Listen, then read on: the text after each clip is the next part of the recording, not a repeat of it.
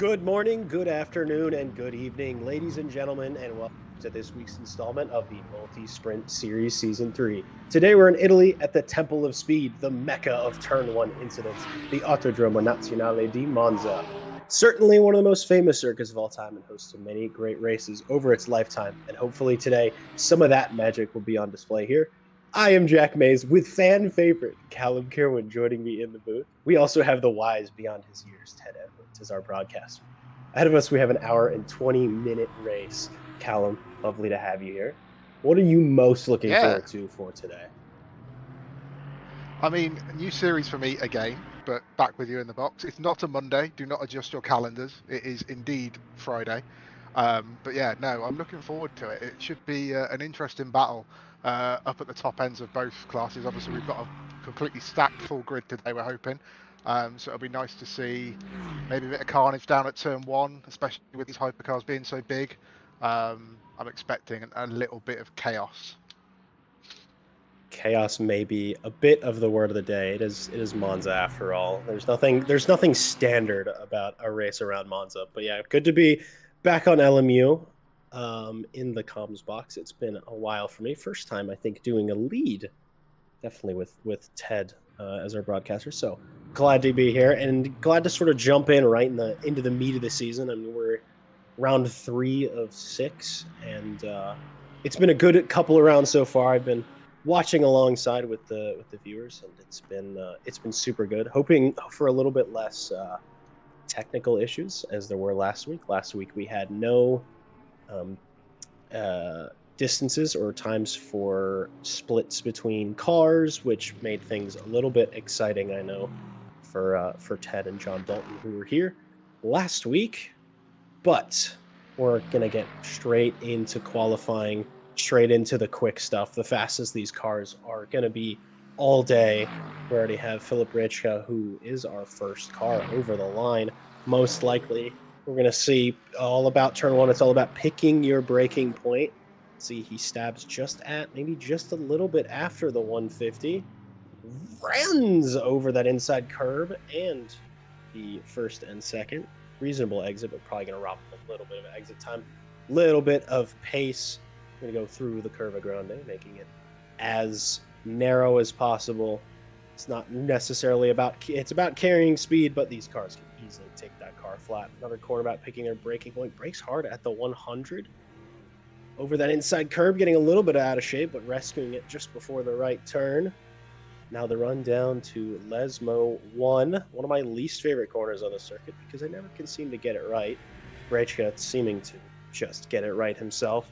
Running down to Lesmo 2, braking just after the 50 board. Inside curb, use all the exit you can. Full power down towards Ascari. I think Ascari hopefully will be our action corner of the race. It always seems to bring out some absurd overtakes and some pretty absurd dives. It's a good dive, braking at the 100, using as much of that inside curb, trying not to get caught up in the middle. Does a bit all the curbs. I think Brechka hopefully has his car set up not too terribly stiff because man, he's just absolutely annihilating curbs. But the long run down towards the Parabolica, this is a very late break, almost at the 60 meter there, getting the car slowed down, winding it back up as early as he dares. Maybe getting on power a bit, definitely a bit too late because he's not using all of his exit. But reasonably tidy lap for a first go, a 150, sorry, 0.2, 150.9, excuse me, a 150.2 is the time to beat. Callum, what do we predictions for P1 at qualifying in GT3? We're just gonna get right into it. I know you're very unfamiliar with this series, but I want you to just pick a name and assume who's gonna be P1 here. Tricky, very tricky, seeing as I haven't done this series yet. But I'm looking down the list of names we've got, and I mean Rafael Huel's always quick, Carlos Colato is always very quick, Christopher Strapen again. Obviously, none of those guys have set representative laps yet. I mean, I'm hoping Callum Kerrigan can be somewhere at the top end. It'd be nice to see that that pink Porsche, even though he does spell his name wrong. Thought I'd get that mentioned in early. It's an ongoing battle here at RCI, but which way to spell our name correctly. But yeah, I'm imagining those guys are going to be more towards the top end than they are right now. Obviously, these guys are going to be sort of taking a little bit of time to heat up their tyres, get themselves into the right window, and then find a gap as well. So, you know, you've got plenty of cars, 17 cars on track, although we have got 4 still sitting in the pit lane right now, so I'm not quite sure what their plan is, but might not be here apparently according to Ted, but yeah, we'll see about that. But yeah, it's going to be, they're going to want to find a bit of space on circuit. You know, maybe get a distant toe on the long straights might help them out a little bit in terms of lap time. Yeah, I think that's definitely gonna be necessary. But I mean, cars are sort of lining astern with each other. I think sort of sniffing out toes as they can find them. It is worth mentioning we do have a split qualifying here today. The first 10 minutes are for the GT3s, and the final 10 is for the big, ugly, fast hypercars. I don't know why I called them ugly, but I don't know. They're scary when they're in your rearview mirror when you're a GT3 car. That's for sure. They may look a bit ugly at that moment, but I think of your assumptions based on names of who's going to be quick, I think you're on the money. I believe it was between Kalatiud and Verstappen. It's definitely between them in the championship, but I believe it's been between them for the pole start in our last 2 rounds. But neither of them have set a time so far. We're still the leading car of the name that's probably going to catch us out the most. We were talking about it before the pre-show and how to say it. Still don't know how. I'm not even going to try. I'm going to wait till at least 10, 20 minutes into this broadcast before I attempt to say their name. So for right now, P1 is that guy. Oh, and as Ted's mentioned, Raphael Huell has just exited the pit lane. I think he's on it says in the bottom right there, on his out lap. So he'll be trying to get the car nice and warm. He's left it quite late though. He's only going to get maybe 1 lap at this. So we'll only get 1 lap at this, I imagine, because it's a 1 minute 50 lap time, and he's still got about 10 seconds to go till he gets to the line. So we'll have to see what happens there as LMU cameras do LMU camera things. Brenoir up purple in sector 1 and 2, but not quite in sector 3. Misses out by 200ths of a second, so less than a tenth separating the top 3, Jack. Yeah, tight, super tight top 3, and Kevin Boss getting a big old toe from the big schnauzer, the AMG itself, as he and I like to call it. Kevin and I have actually been racing. Basically, he's been racing all day. I've been racing all morning, and to see him jump from a LMP2 into this car so fluidly is mighty impressive. He said, he sort of spurred himself on when we were talking moments ago, and said it was going to be a bit of a struggle race for him. Hasn't really practiced perhaps as much as he should. He's been racing in too many leagues with me, but boy, that's been a lot of fun. A lot more fun for him. I've been struggling far too much. But definitely going to be looking to see a bit of a good performance out of the AMG. I'm a bit partial to that car. I like the noise it makes, and I like how big the schnoz is. I don't know if you see one in real life, Jack, but they are so packed. Like, coming down the pit lane on the pit limiter is deafeningly loud. Like, I've seen a few GT3 cars. Obviously, flyby noise, the 911 is, that flat 6 sounds so good, but in terms of just like trundling along in the pit lane, that big sort of burble from the AMG V8, it shakes the garages. Like, they are very, very loud. As we speaking of 911s, we've got Raphael Huell running a little bit wide on the exit of Ascari, but he manages to gather it all up. He obviously hasn't set a representative time yet, so we'll have to see where he ends up in all of this. I'm not 100% sure of that, but if he crosses the line with time to spare, can he finish his lap? Yes, that is correct. Yeah, so they get can one more go at this. Definitely. I think most drivers, if any drivers are out right now doing a lap, it will be their very last time. Raphael Huell actually invalidates that last lap. Hopefully he didn't invalidate it late enough in the lap to the point where this one will be invalid, I assume, because he's still going. He has that time. as Philip Brejcha actually takes P1. I mean, the gap from P1 to P4 is less than a tenth, which is absolutely incredible. I mean, it shows the talent of these drivers to really be pushing the absolute limits. Hence, if they weren't pushing the limits, they'd maybe be a bit further apart. But Rafael Hughes sort of has it to do reasonable first sector. I mean, he's a quarter second up on the leaders, but honestly, this is going to appear more to be a bit of a banker lap for. As actually that's based on his best sector, not overall. I apologize. I forgot LMU does when they do their sector timings, they do it a little bit differently from how I'm used to, like seeing in F1 and such. But yeah, a little bit loose on the exit of Lesmo 2 there.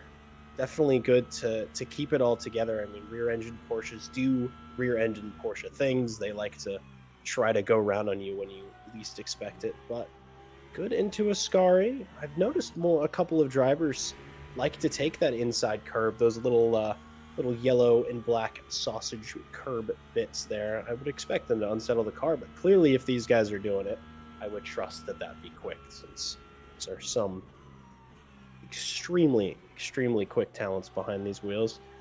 Winding it up for the last time, sort of taking 2 stabs at the throttle, not wanting to invalidate the lap, and doesn't. Uses a good amount of track, comes over to shorten that line as much as possible. Rafael Hult, 150.7. So not exactly a showstopper, but I mean, the times for those GT3 cars, as we'll be reminded again at the end of the session, was so quick. I mean, it was less than, I think, 2 seconds across the entire field, which is mighty impressive as we go on board with a prototype for the first time. Hypercars are here. Things are about to appear. The lap's about to appear a lot shorter because it is. These things are immensely quick. I mean, this is ultimately the quickest. They're going to be set up to be the quickest in a straight line of any circuit on LMU, certainly, and almost any circuit in the world. It's not really about the corners here as much as it is getting between one corner and the other.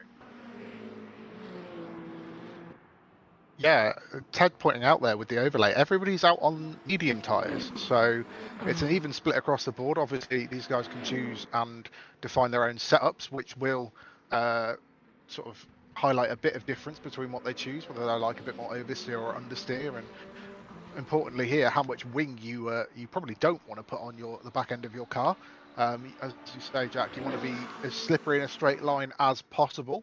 But we're starting to get to the point where we're going to see the first lap times coming in. So remembering a very low 1 minute 50 is the pole time for the GT3s. So let's see what Hugo Merla can do in that Porsche 963. It's a 1:34.956. So we'll have to see who can beat that. I believe either. Oh no, Van Dries does set a lap time, but I think the Peugeot didn't set a lap time on that run. I'm not 100% sure, but I think it must have been validated, Jack.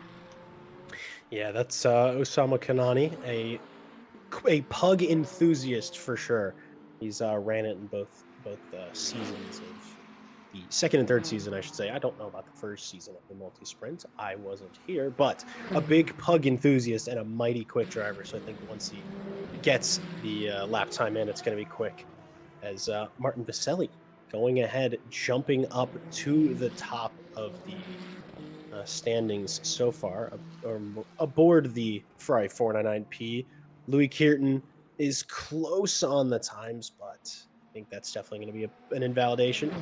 Perhaps could get away with that, but LMU's corner cutting system, not exactly something to be trifled with. But it's not the end of this session after all. Louis Kearton can get his Ferrari spurred up again and roaring down the straight, getting ready to start another lap. As he crosses the line, it was actually valid, and but definitely lost some time on that exit.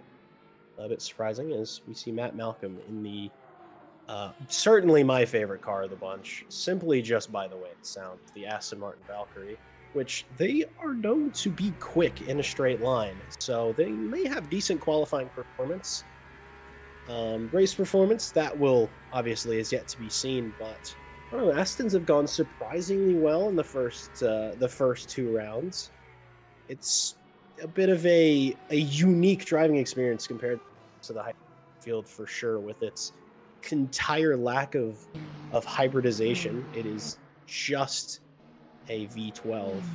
Is Martin Vaselli, can he better his own time? Does, just by a little bit, but not quite enough to reach Hugo Merrill, who has retaken the top spot. Hugo Merrill, a extremely quick driver, and the quickest of the Valkyrie bunch so far in this season is actually Ryan Gill, who's chasing behind the teammates of the, I'm just going to call it the Pastel Collection.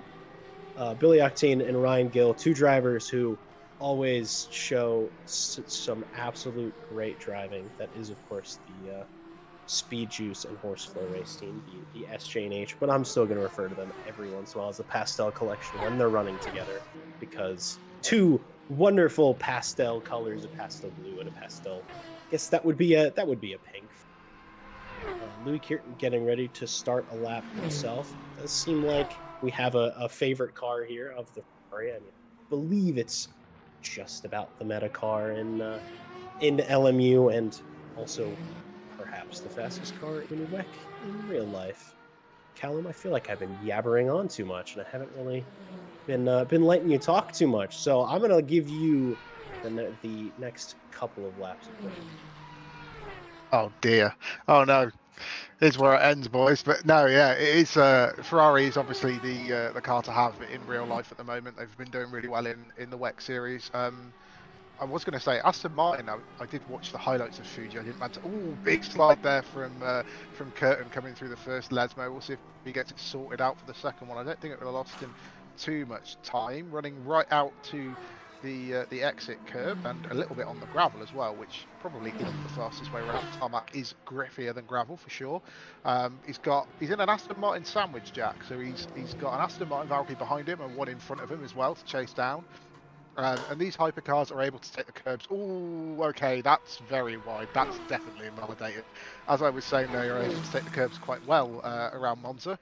Lewis Curtin proves me quite wrong and manages to mess up Ascari. So that'll invalidate his lap, but he'll still have time for, I think, 2 more goes at setting a lap that's a bit more representative, because he's a second off the pace at the moment. It's a bit of a bigger spread in hypercar lap times so far, with Hugo Merles going top at 134.351.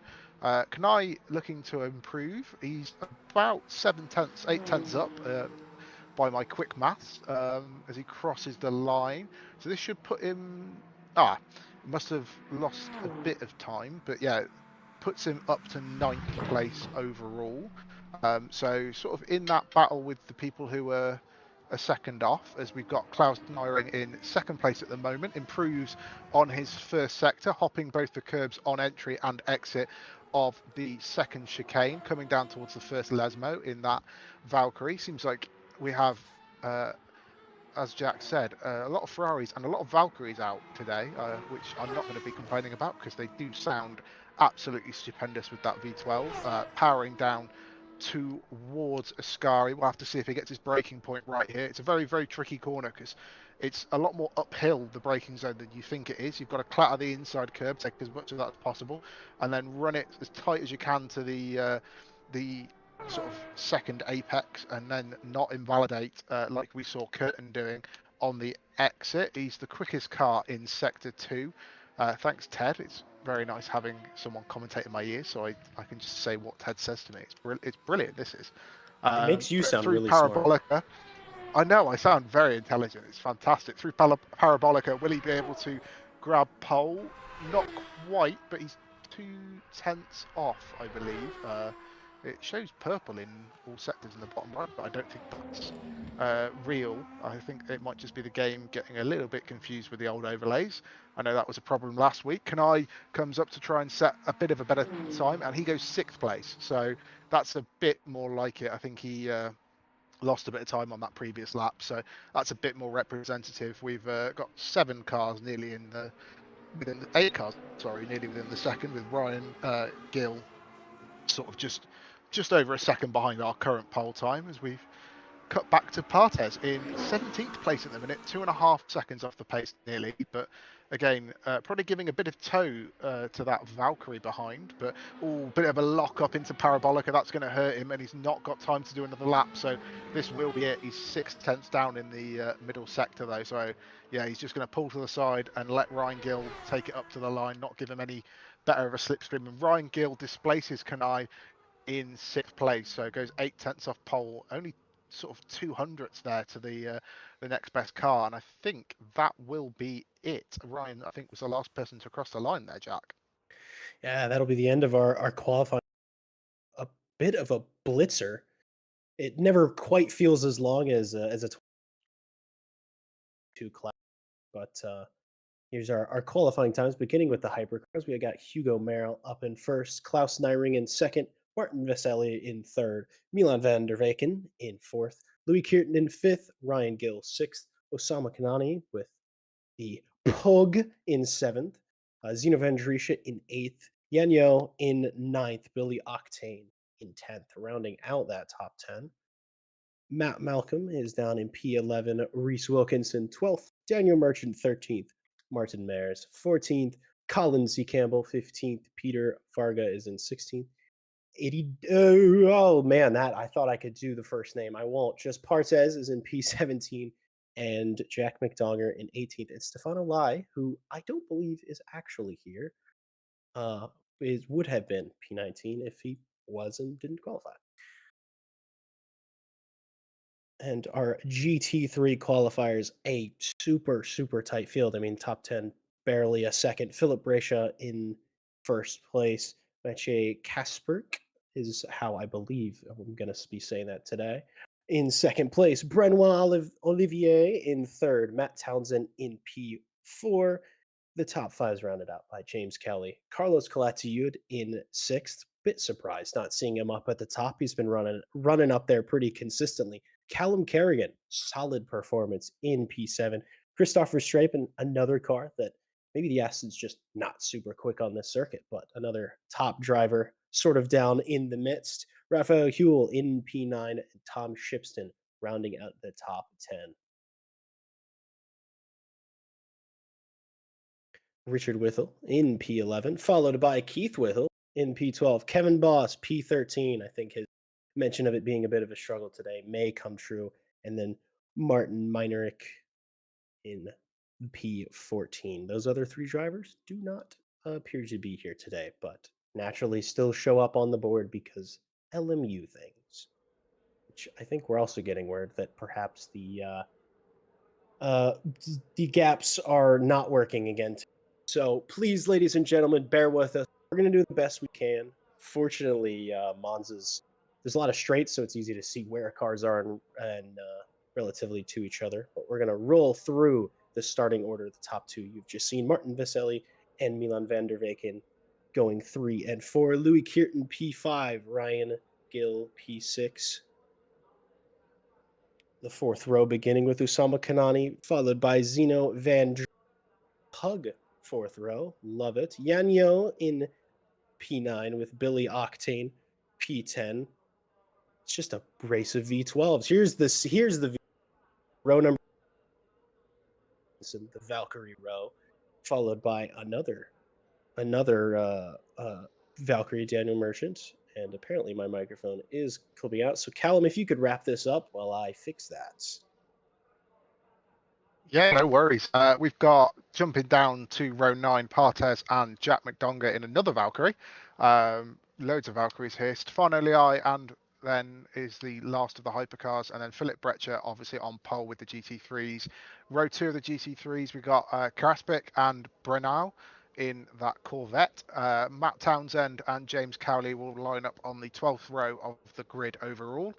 Row 13 is Carlos Calatayud and Callum Kerrigan in that bright pink Porsche, followed by 14 with Christoph Verstappen and Raphael Huell. Expect these guys to try and make a bit more of a charge for the championship standings, so that they should be a bit further up than they are. Tom Shipston in the first of the AMGs with Richard Whittle on row 15. Row 16, Keith Whittle, right behind his compatriot with Kevin Boss in the other Mercedes, Martin Miarek and Frank Forrest in that BMW on row 17.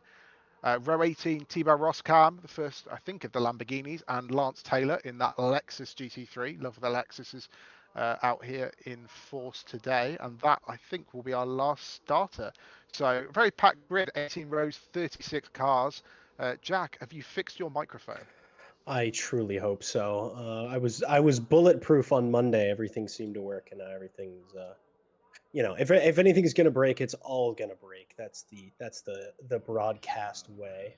As we're And getting are we ready going to for ignore the our fact that my router restarted randomly about 10 minutes before this broadcast well, as well? hopefully it restarted for the last time Fingers crossed, if I because disappear, we're that's why. of course we're getting ready to get this race underway. It's a short formation here. It's basically just a little bit of the back straight followed by parabolica, and then it's to the green flag. The Just a little bit of a teaser on why we say the gaps are broken. There you go. Millions of seconds between millions, trillions, billions of seconds between certain cars. We know for a fact that's not true because we can see Peter Varga appears to be in the pits. That may be a pit lane start. Hopefully, it's just that and not maybe a bit of tech issues. Hopefully, we'll see him get underway after the GT3s get on through. That is going to be, if that is the case, a bit exciting. As we go underway, green flag. Colin Campbell apparently gets a penalty for the jump start. Hugo Merrill's off to a great start. P2, we have the Valkyrie winding up. It's going to be a little bit three wide. I think that's Kanani going really late on the brakes. Just taps into the back of the second and third cars. A little bit of argy bargy between those Ferraris in the back. Van der Weyken being the spotter on that way, going too wide through Curva Grande. That's Ryan Gill seemed to have a bit of issues in that turn one. As we see more argy bargy between those two Ferraris, they're just sort of door banging each other. Sorry when I said Ryan Gill, that was another of the Valkyries. No, the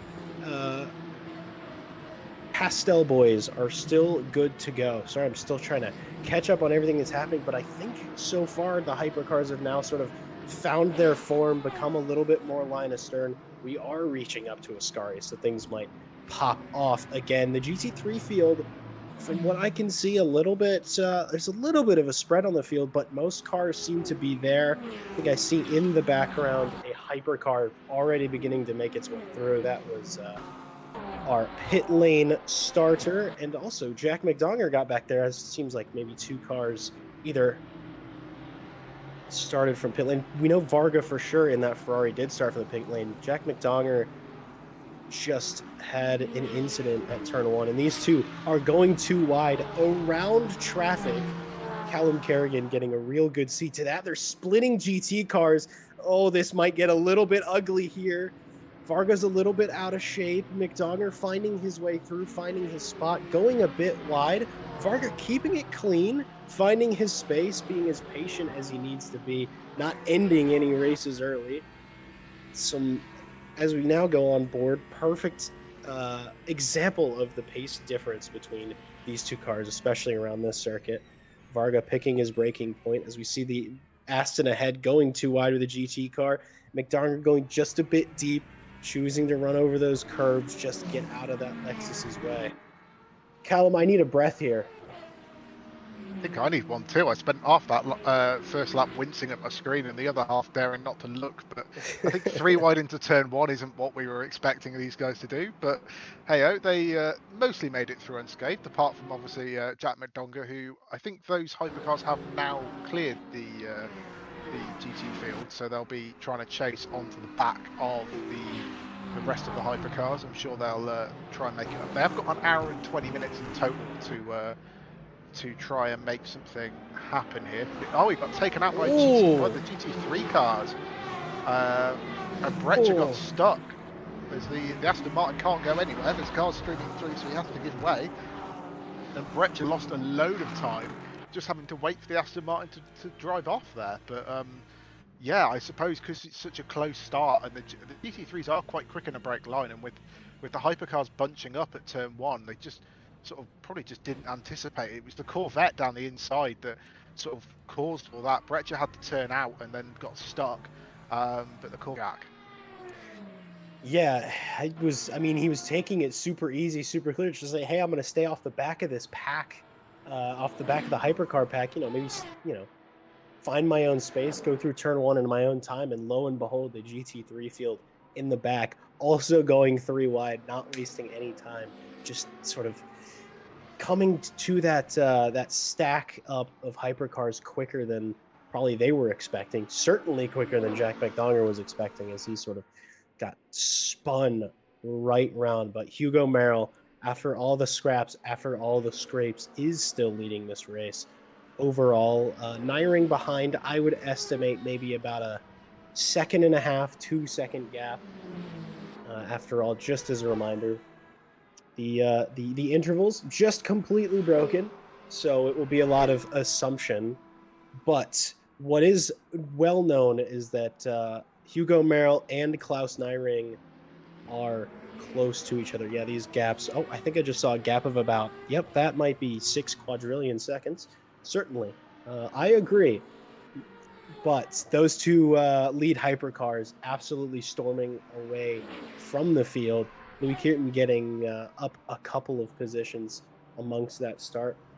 And that's Colin Campbell serving his drive through that he got off the start. Whether that was out of formation or whether that was a jump start, not 100% sure. But Mathieu there being the leader of the GT3 field, not getting involved in really, I mean, he was certainly involved in the opening incident, but probably skating around the contact, hopefully not getting too much, if any, damage. Rachel, yeah, just 10 positions. That was obviously the car that got stuck on the other Aston Martin on the opening lap, really to no fault of either of theirs. It was just wrong place, wrong time for both of those cars. So it's definitely going to be a fight back as we see Christoph Verstappen being just under a bit of pressure from Matt Townsend, him having a really good start to his race, up 5 positions, up towards more where we've been seeing him this season, which is running in the top three, fighting for race wins. But I think things are probably going to calm down for maybe 10 minutes before they pop off again, Callum. Yeah, obviously we're going to have the hypercars coming through. Verstappen there, I did say before the broadcast, oh, that's a Porsche sideways through the first Lesmo.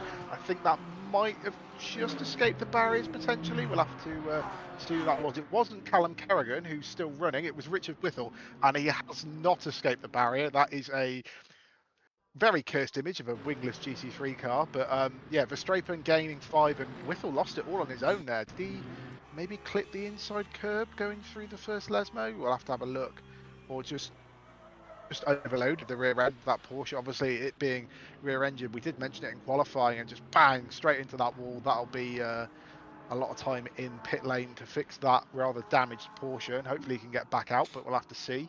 But yeah, Verstappen with a really good start, as well as Raphael Hugh gaining 3 positions, still behind Carlos Colatti though.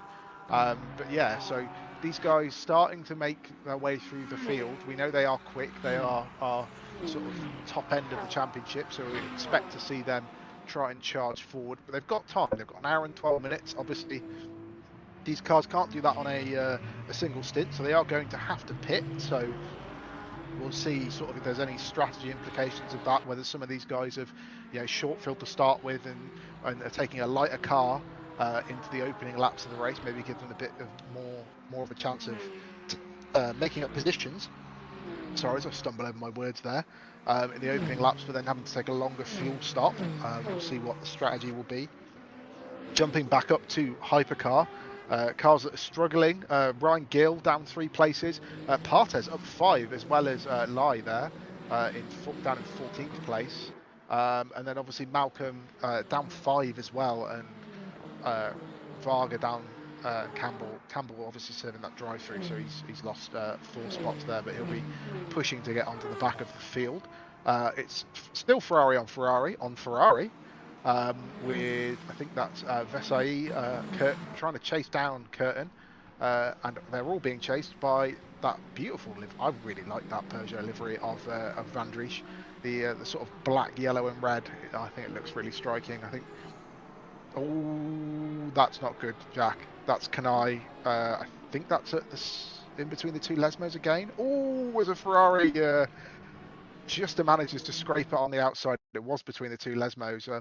That'll be a bit of a scary moment for that Ferrari. It's completely blind coming through, and it's a collision with the Alpine, I think.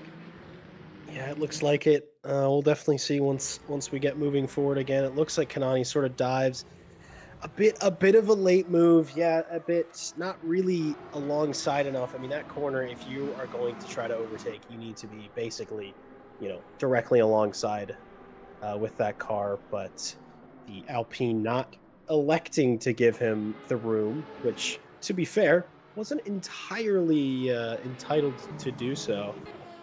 But yeah, a bit of a mistake from Osama Kanani, as we see, are the lone Toyota of Martin Mayer, sort of whether being a bit dropped back from that pack just ahead of him. But if they begin fighting, Martin Mares may end up joining. I do see two wide just ahead. See if he gets this corner right, gets the next two. See, he's already on the back of that car ahead. It's definitely a bit of a waiting game when cars ahead of you are fighting. It's all about minimizing your own mistakes and hoping that they're maximizing. As we see our tires begin to pop up, and weirdly enough, on this graphic, the hard show up as green, which no, on the cars, they're actually a red tire. Seeming to be all on the front of their cars. Front left is the hard for most of the drivers, if not all the drivers, only running the hard and medium. And Vaselli, interestingly, going for all hards, I can imagine he's going to be double stinting those tires and taking them to the end of the race, maybe hoping to minimize the time loss in the pit lane. I think it's about 12 seconds for those tire swaps, and about a second off the quickest lap so far in this race. 12 seconds is certainly a lot, but bleeding time on track, just having less grip than other cars, especially a track like Monza, where honestly most of your corner grip is done with mechanical grip. I mean, the low speed nature of some of these chicanes, really the only high speed corner is the exit of Ascari as Gill gets up on that curb. Gets a little bit out of shape. And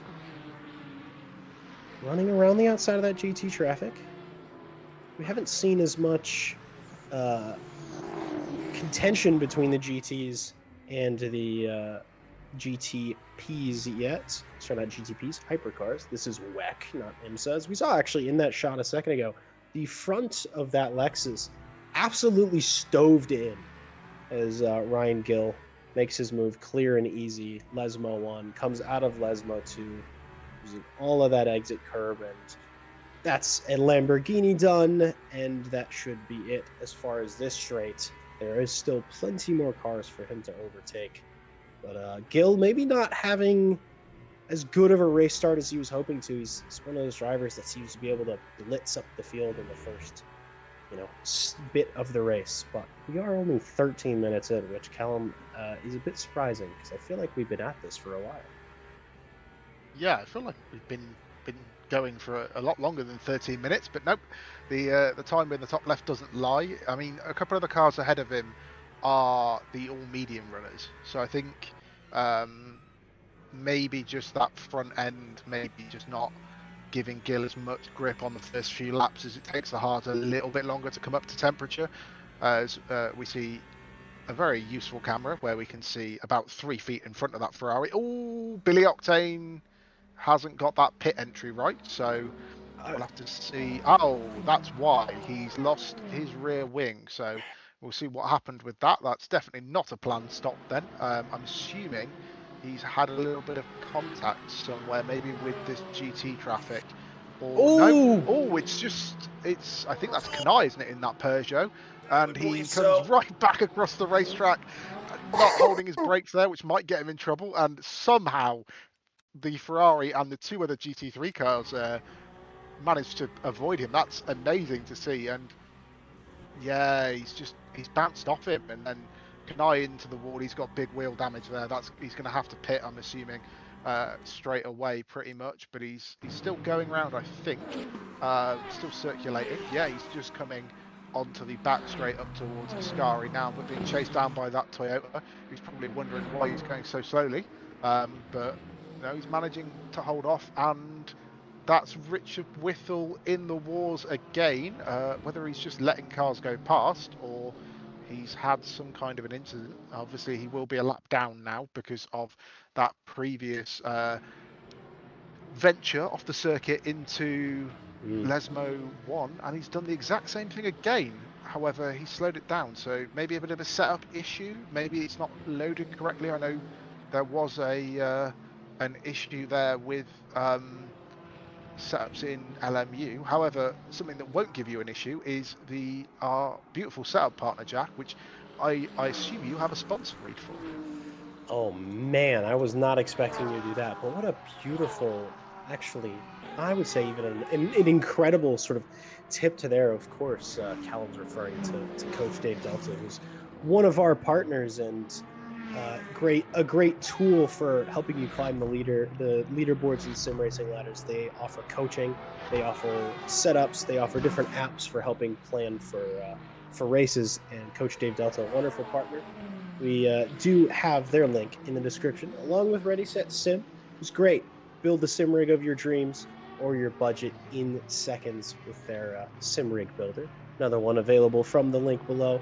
Green Man Gaming, who's a great tool. I actually use them fairly regularly for scoring big savings on PC games, including brand new releases. I got a little bit of a discount on a game. Probably going to get a discount on Battlefield 6 when that comes around. A wonderful website and a wonderful partner, as we see Ryan Gill, the other of the two of the SJ&H team, also spinning around. That was a very interesting place to be around because that was, yeah, I guess he got out of shape into Ascari and just kept it rolling out of the exit. I'm Let's assuming he's taken see. too much inside curb. Oh yeah, he Yeah, has managed to do that. As too much. that's a smoking Alpine ahead. That engine might not survive this race. We'll definitely keep you informed of that. That's Yanyo smoking big time. Yeah, that's definitely an overheating issue, and the likelihood of that engine remaining for the entirety of this race, bit unlikely. I think perhaps he had a radiator setup ready for qualifying, but did not change that for the race. Obviously, that engine being a bit choked of air. But we're getting back to, as we see in the rear view, that is where Ryan Gill. Oh yeah, as he goes over the curb, it's maybe a bit of underfloor, a bit of engine damage. I actually don't know if I've ever seen that in this game. But the smoking is something I'm a bit familiar with. I've actually had to follow through people's smoke trails every once in a It while. But yeah, stopped that's for a second interesting. when he went through Ascari there, but has now restarted again. So it's Yes, so very it's weird to something. see. Of course, it's something that I've actually of my experience actually seeing it in races. That it's when the car's sort of running at full chat that it's truly blowing that smoke out. As you saw when he went into the braking zone for the Parabolica, it stopped and then immediately restarted when he got back on throttle. It's just, I guess, how LMU chooses to show that damage and represent it. But I hopefully mean, he makes there's it. nothing he can do about that, right?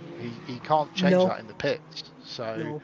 he's going to have to just pray that that engine holds on and doesn't cause him any grief. But yeah, I mean, we've got Mario Kart smoke screens coming out. Who thought that this would be happening? Maybe it's like you say, maybe it's a bit of a miscalculation in terms of the difference in qualifying to the race. Maybe he's not loaded quite the right setup or something along them lines. But we'll have to see if that Alpine manages to make it. It seems to be following the arc of the real life Alpines with some struggles, as I'm being told. We have our first DNF. That is Matt Townsend in BMW. So I'm assuming something's happened to good old Mr. Townsend there, but we'll have to wait and see whether it was with another car or all on his own. Just give us a second, as LMU replays do LMU replay things. Please, Le Mans Ultimate, make a proper tool for the replay so we don't have to skip back and manually find. But yeah, so coming through Lasmo 1, back onto the straight. Oh, he's had an off in Ascari. I believe he was ahead of Christoph Verstappen there. So I think Verstappen down the inside. Matt Townsend is lap traffic at that point, I think, and has just lost it. I don't think there was a touch. It definitely didn't look like the rear end sort of jolted, and then I'm thinking steering hardware. right hand I down. think maybe a I'm little bit of hardware issue. I'm thinking maybe that's a wheelbase disconnecting. Yep. Yeah, because he's gone straight to the pits, and it seemed like the only control he had was throttle and brake input. So he's just tried to park himself off on the inside of the circuit so he doesn't get in the way of anybody coming up. And we'll have a look now to see if there was any input issues. So he's lost it Well, normally, it seems, and maybe the jolt into the wall might have spiked his force feedback. There's no throttle there, but does he brake to stop? No, it just comes to a natural sort of rolling. Oh no, yeah, he does brake. Weird. interesting. Spooky things. It's October. It's Halloween season. So we had a bit of spookiness on Monday, didn't we, Jack? With a few connectivity issues. As that's Yan Yo in pit lane. So we'll have to see what happens here. Whether that Alpine stops smoking. I don't think we'll be able to tell till he gets back up to full chat though, Jack. Yeah, we'll definitely see. Philip Rachel, we are now hearing, has DNF'd as well. Not 100% sure what happened there, but Enyo's Alpine seems like it's fixed for the moment. Granted, those temperatures will definitely have gone down with the engine idling in pit lane. Go ahead and electing a full stop, which is a bit interesting because these cars definitely cannot go for the remaining race distance. I think maybe there is some kind of change you can do to stop the engine from launching itself. As that's our answer to why Philip Rachel is no longer continuing in this race. He already had a pretty stoved in front end as well, but coming out of Ascari, let's see, too much inside curb wiggle, big, big hit. Yeah, that's a front engine car. That engine is history. Well, that Engine inside curb damage. at Ascari does one of two things to you. It either spits you out to the right, to the left, like we saw with Ryan Gill, especially if you've got a mid or rear engine car, it'll spit you out to the left and you'll just have a slow spin. Or front engine cars tend to do that, and it just whips round immediately to the right with the counter steer and sends him straight into the wall. Like you say, that's going to be engine gone. No point carrying on there, Jack. Is there really? Yeah, no, and unfortunate. I mean, that's number two, three, four cars that we've seen have issues over that inside curb. It's honestly really tempting to hit, and oftentimes if you hit it square, we actually just got a great example from Rafael Hill there of that you can absolutely hit it, take it as Hugo Merrill's scything through GT traffic in absolutely stunning fashion. Um, just leading this race by an amount that is unknown to us because as a reminder, I'm going to continue saying it so that we don't sound as perhaps dumb as we are, but the gaps, the relatives are completely busted. So we truly have no idea when cars are close to one another or how close. But Osama Kanani here chasing Ryan Gill, getting a bit out of shape into the Parabolica. I would say this gap is about 6/10, maybe opening up to 7-8 tenths here. But you know, our eyes are okay. Certainly, I'm sure Callum, your eyes are much better than mine. You seem to be a bit more versed in this whole motorsport thing.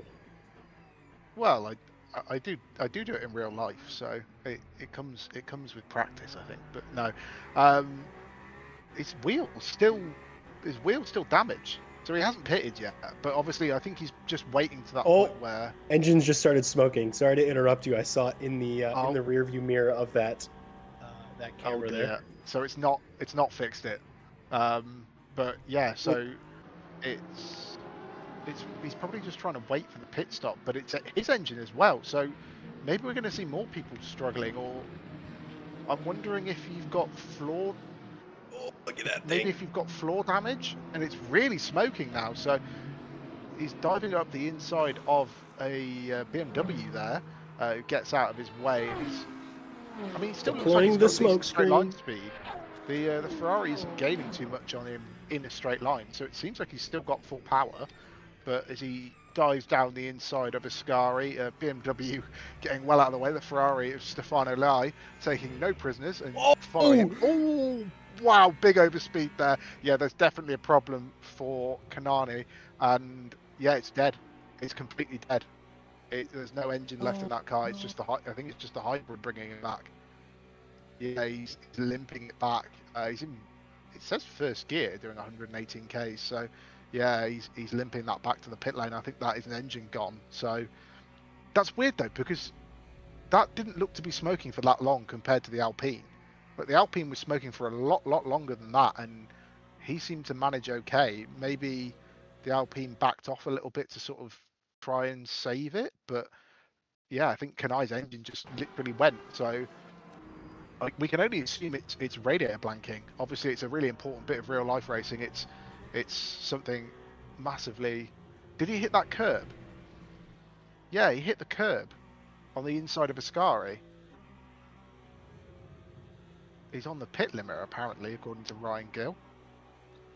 And then it's gone off, and we're not quite sure what's happened there, but maybe it's.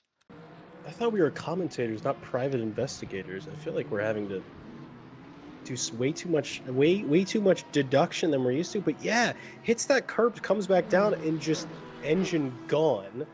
I'm wondering if maybe that floor damage can impact engine survivability as Kanani's race coming to an end. Daniel Merchant as well. That's the first of our many Valkyries to have DNF'd. I do see in the YouTube chat Kanani letting us know, yes, that the engine's gone. Kanani, if you're still here, did that start when you went over a curb? We're trying to sort out, whether it's just radiator closing your radiator too much and not opening it back up, or if it's something else. If you could get back up to us, that would be wonderful. As now we're seeing Daniel Merchant having a bit of a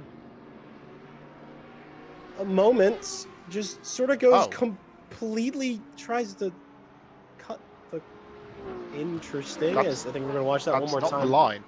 No, that is not the line. Now, yes. I was looking at the YouTube chat to get the response from Kanai, and that track temp too high, radiator engine just died.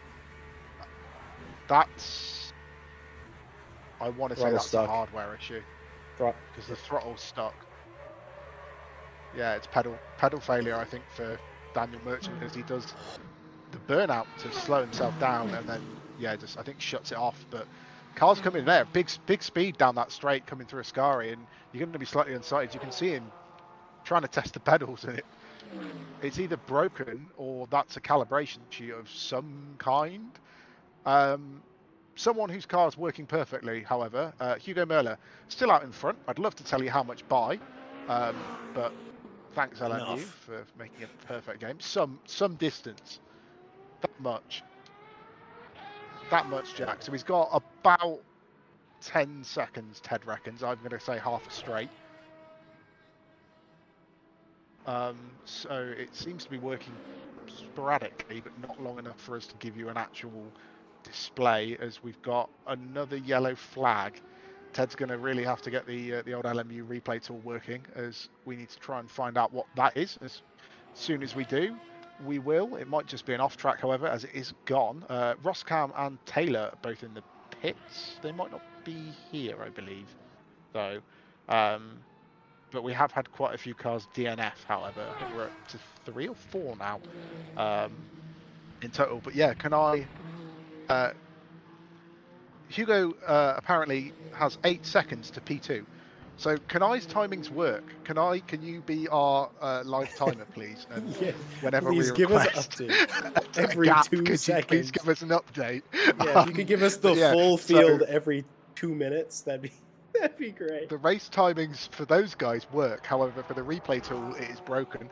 But thank you very much for that. That's we'll have to have you in the booth, maybe just to give us timing updates. But yeah, it's doing weird things. Energy. We haven't talked about energy yet. Obviously, this is virtual energy mixed with fuel, I think, in the display. So Hugo Möller has got 27%, Klaus Neiring 29%, followed by Curtin on 29% as well. It's just virtual energy, I'm being told. So I think in the real life graphic, it's both. I'm not sure in WEC. And this is the old graphic. However, so it's just showing virtual energy at the moment. So obviously that hybrid deploy. Which I wonder how they worked that out for the Astons, or is it just shown as a blank, seeing as they don't have virtual energy? They still do have virtual energy. It's just not combined with a hybrid system, as we see. Speaking of Ryan Gill trying to go around the outside in turn one of Martin Mares, maybe a little bit of touching. Actually, they may have just stayed off of each other, but Gill sort of understeering Martin Mares, seeing there, giving a little bit of a flash, letting him know the displeasure of being forced off track. I don't think Gill's going to give that too much thought.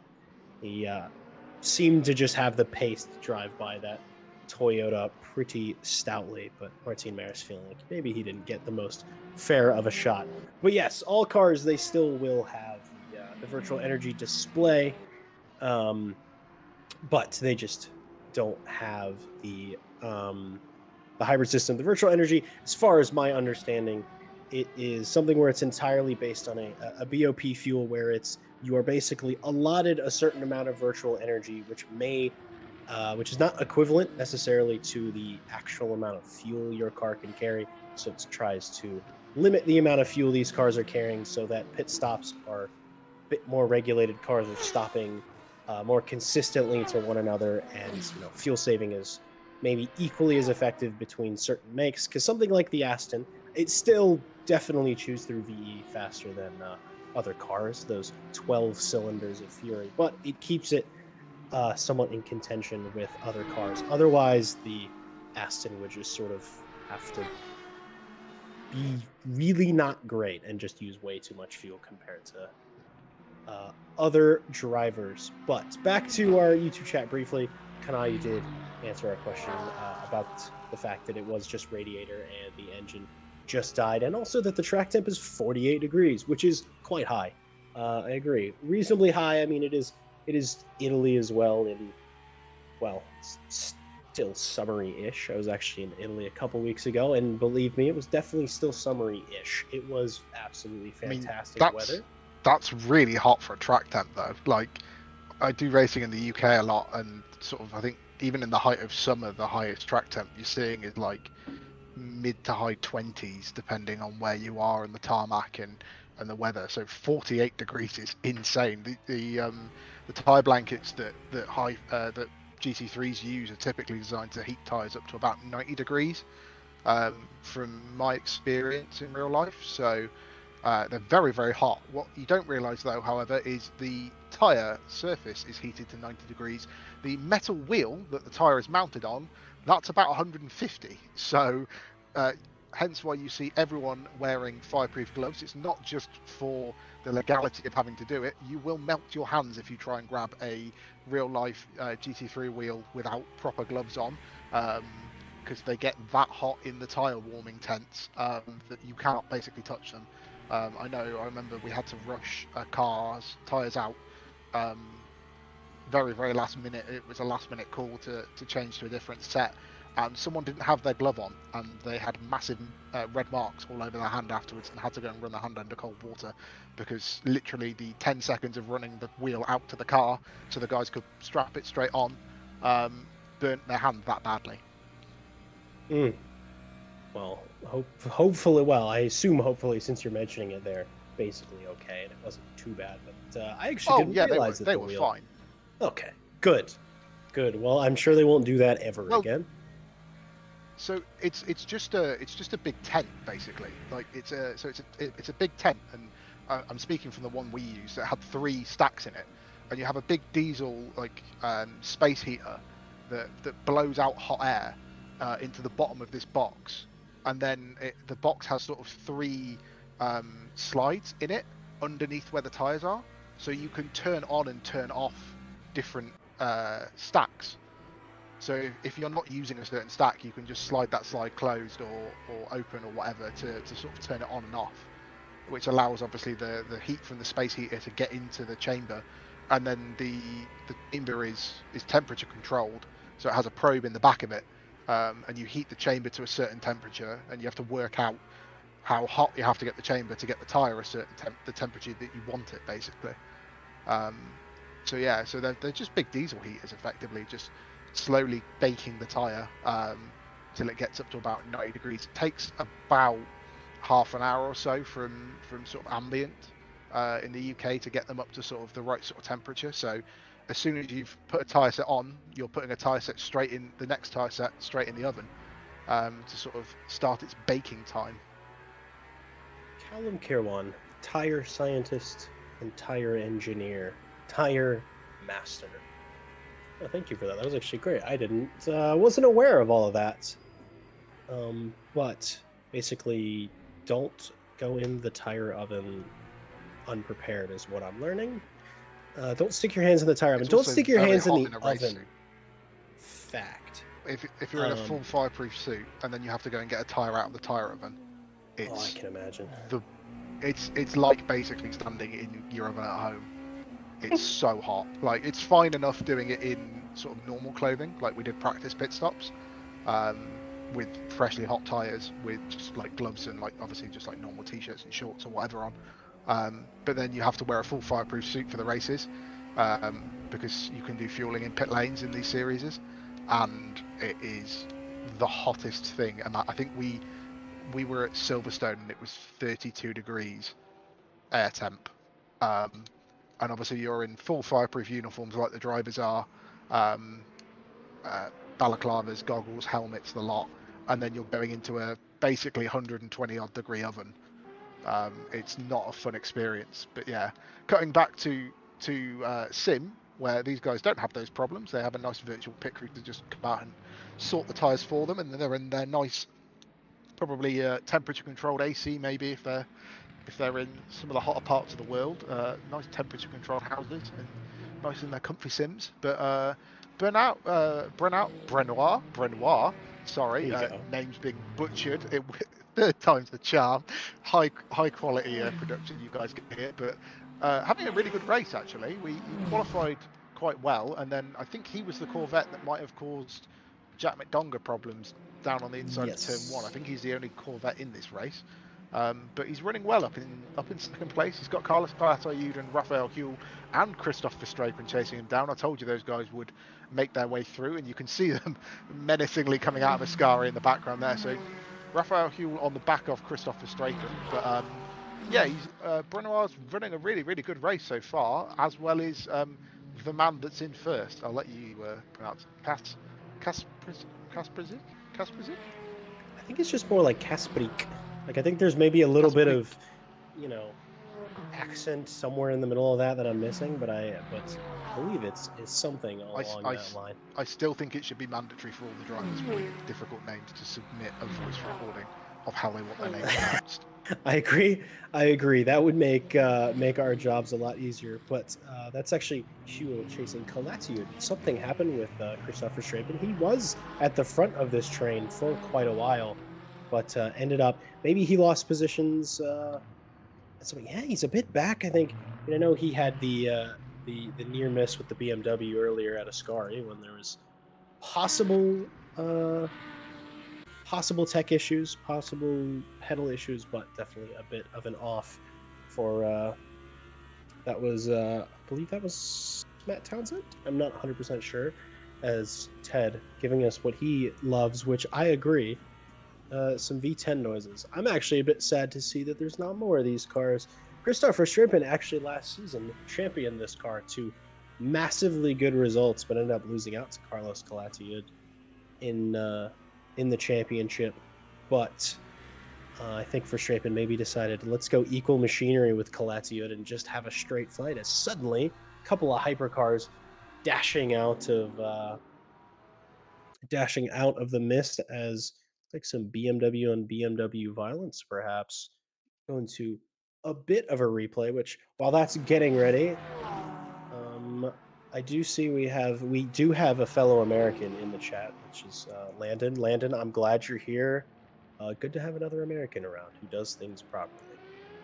Let's see, it's Keith Withel and Richard Withel, I believe. That's the two of them just really getting at it. And one sort of, it's just a bit of a tag. Richard's on that inside. Keith starts that turn in maybe before Richard had cleared him. Maybe thought there was just a bit more space, but gets spun round. I don't think that's really, it's just sort of a bit of a racing incident there.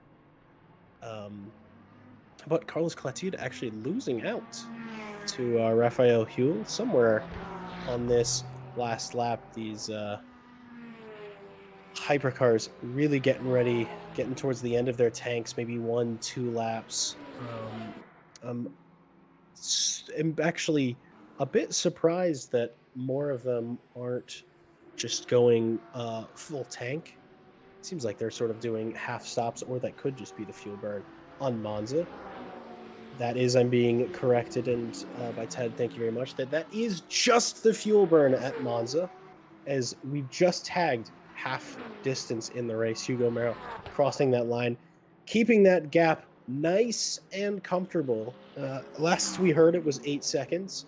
It might be less than that. It could be just a bit more than that.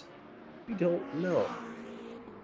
But Going back to our timings expert, Kanai, he hasn't posted timings. Hopefully, he might be able to tell us what that gap is. But he said he had the exact same issue in Spa and was able to manage it by using the battery. I believe he's referring to the engine and exploding. doing some lifting and doing some lifting and coasting. So he managed to manage it at Spa, but here it's just too difficult because of the temperature just being so high. As we see Klaus Nyring, we haven't really seen much of him, but he's managing to work his way through the GT3 traffic. I think that's Whittle back there in that Porsche. It was, I'm being told. I can recognise some of these cars off their liveries, but not all of them. I think the Alpine's still going. Speaking of engines blowing up, I think he's still going around because I think that's him in 15th, isn't it? Because he's got a lot more virtual Correct. energy That is than anyone Yanyo, else. and he did come out of the pit lane, and there wasn't any more smoking. So either he fixed it, or he's just managing the temperature better. Which I did a couple weeks ago. It was the 6 hours of Kona, the race that's built into this game, and for about 2 hours there was a Ferrari 499P that was smoking, and all of us were behind as Hugo Merrill begins the pit cycle, followed closely by Nyring, those two basically using identical amounts of fuel. See the next one, a bite. It's probably going to be Martin Vaselli, as Luigi Kierton actually goes ahead and goes in. Maybe he had fuel from one more lap, but may as well just keep on the strategy. Let's see, Milan van der Weyken makes it 5 for 5. Zeno van Drisha should be the next one round. And 6 for 6, we are Ryan Gill.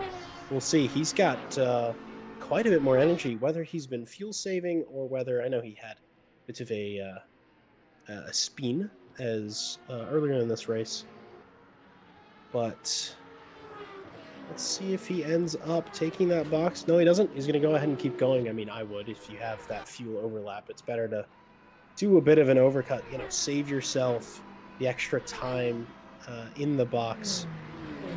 As Hugo Merrill. Ooh. Nyring gained massively in the stop. That's interesting. We'll see once they come around. I think after the first sector, that virtual energy will update, and maybe Nyring will. Maybe he took a little bit less fuel. I mean, it's difficult to say because the pit boxes, even if you don't nail them perfectly, unlike in iRacing, you don't actually lose time. They just sort of shuffle you back. But the fueling starts. Well, Gill's in an Aston. I've heard someone's got a penalty, but I was speaking over Ryan, so I'm not sure.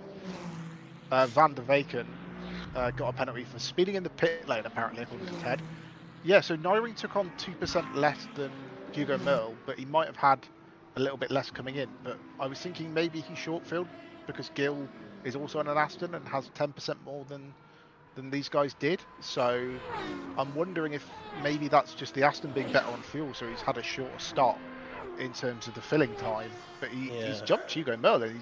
He's got up to pace pretty quickly. He's, you know, that gap isn't immediately closing back down as Ryan Gill leading the race, but lifting and coasting. So that might be why he's saved a bit more fuel. But I'm wondering what's gone wrong for Hugo Merlin in the pits. Then, as you said, it doesn't seem to affect pit times whether you sort of stop short or stop long.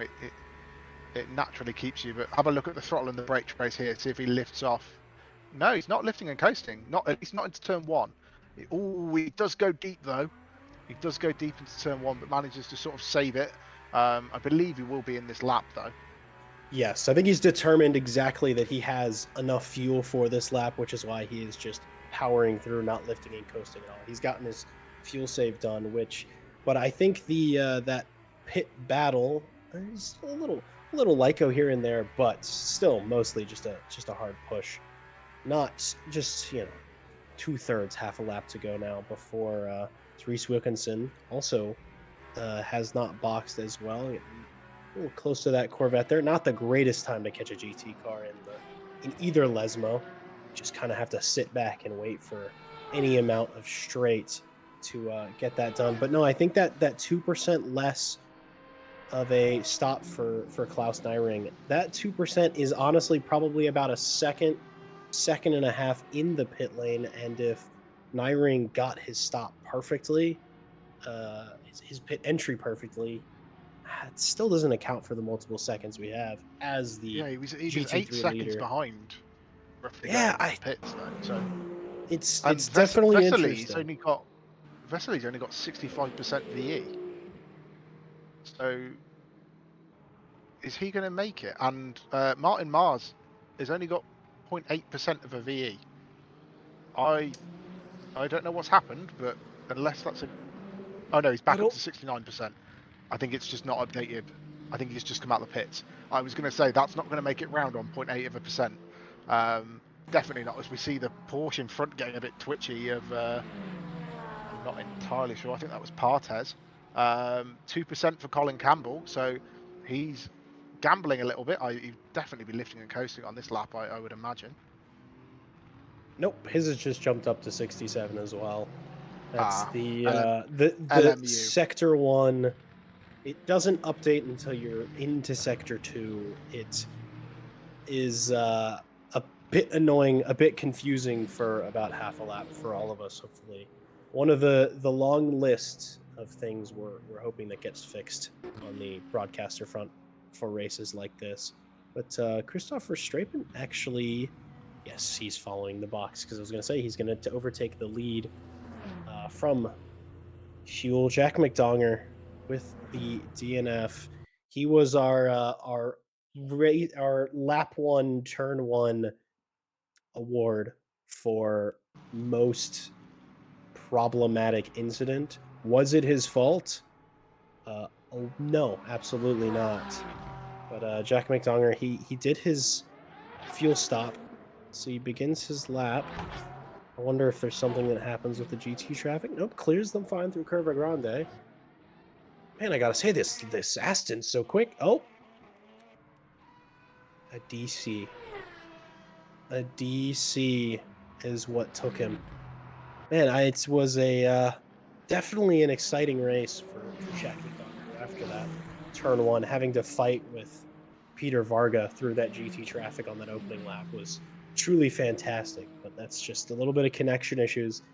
It's sort of that we don't have mechanical failures in these races. This is, a sim after all, and I like to think of that as the equivalent. The pedal failures, the disconnects, stuff like that. It keeps things a little bit more unexpected. Definitely not great for any drivers that are affected by that. But Christopher Strapen not appearing to have done a pit stop, though we're certain he has. He's got plenty of fuel. That's definitely enough to finish this race. Another bug in the system, perhaps. It seems that the the latest 1.1 update, the summer update that brought the ELMS cars, as great as those are, appeared to break everything again. But we will ignore that and sort of push forward as I'm going to jump back to our wonderful, lovely partners because I got started on that earlier and was rudely interrupted by racing action and confusion and everything. But the great, the good, and the ugly. It certainly is entertaining here at Monza today. But Moser Racing, I believe, is who we left out on. I love Moza. I actually run a Moza. They're the only reason I can afford a direct drive because their hardware is extremely reasonably priced, and I do love them for that. They now also have flight sim gear. They have trucking gear, and they are wonderful, wonderful people. Another one, find in the link below. And then Pimax. Pimax are very cool. They deliver class leading clarity and resolution of VR headsets. They're getting ready to release a 12K headset at some point, which is absolutely unapologetically insane. And you can learn how to get a discount by visiting the link below. And last but certainly not least, special thank you to Motorsport UK for having us as a recommended esports community. Certainly an honor to be um, in that list. And to all of our partners, thank you. You help keep the lights on here. You help us do what we do and have our fun. And if you're interested in checking out any of their stuff, please check out the link below. As Stefano Lai just goes a bit deep past the big snout of the Mercedes, Lai having a wonderful, wonderful race. I mean, he started just I think maybe second to last. I think he was just ahead of Jack McDonger on the race start. Gained 11 positions over this race. I think just sort of been a bit unfazed by a lot of incidents happening by and being right place, right time to capitalize on certain things. Actually, he was in fact last place. I thought he was just ahead of Jack McDonger, but that's right. He was on. He must have gotten a better start than McDonger. Oh, he'll gain a place as well because Yo is in the Alpine. I don't think has enough to get to the end because he filled up when he got to. Yeah, he's only got 18%. He filled up when he pitted to solve the engine issue. So I don't think he'll get to the end as we see that Ferrari just sort of dancing through there. It looked a little bit oversteery coming through as it changed direction, but he's managed to hold on to it. So yeah, but I don't think Yo can get to the end on the fuel he's got. So that would promote Everything's instant fine. things. Everything's Fine, okay. I'm sure. Cool. Phew. I think it was just the game being a game, and we had that on the Monday Championship, didn't we, Jack? Where it's just sort of randomly had a little bit of a blip on ACC. Obviously, Fridays being LMU, Mondays being ACC. With our single make series, Audi Academy on Mondays. Love to get that grid a little bit more filled out. We didn't quite have the numbers we wanted last week. A few people not be able to make the first round of the championship at the Nürburgring. But I believe it's me and you on Monday again this week. I think it is. Yes, sir. For the second of the GT4 races. There's 2 races in each car as we see a fight for third place here. Lewis Curtin right up the back of Vesely, who's still got about 7% less VE. So I wonder if he's fuel saving to try and maybe he's short filled to gain a spot in the pits and then accepted that he'd fuel save for the rest of the stint. He's trying to go it. around the outside of Parabolica. He's still there. He's still there. He's clear. As I do my best Australian iRacing spotter impression. Great. But yeah, I mean, I don't know how it's Do it again. Do it again. Go. He's inside. He's still there. He's still there. On your right. On your right. He's still there. Clear. There you go. There's the iRacing spotter in LMU mod that I think we all now need. I hope that goes on Instagram. Can you do custom recordings? That does not go on Instagram. It's going to, because I know the people who do the Instagram stuff. But Callum I Kerrigan, know go to work, buddy. Kerrigan is definitely going to put that on Instagram. But can you do custom recordings for like spotter voices in iRacing? You can. Oh, brilliant! I'm going to somehow sideways out of Lesmo 2, and that's going to give Lewis Curtin the run. I'm saying I'm going to somehow make Callum Kerrigan's iRacing spot on me doing a terrible Australian impression. He manages to get it, but he's not giving up his Vessay. He's still trying to sort of dance around the back end of that Ferrari. Has to give it up into Ascari. As we see, we were looking for Kerrigan, and I think we found... No, Kerrigan's in a Porsche. He is in a Porsche. Who was that going slowly in the Aston Porsche, then? of course. He is the pink Porsche. Not 100% sure. I think that's actually Matt Malcolm, as Ted rightfully tells us. Yes, that is Matt Malcolm. Wondering what happened to him there. That's maybe he's another victim of the exit curb, or should say the chicane exit curb of Ascari, the curb of doom. Let's see. He's coming through. It's showing him in the the pits Lesmos. Oh, we saw where it ended.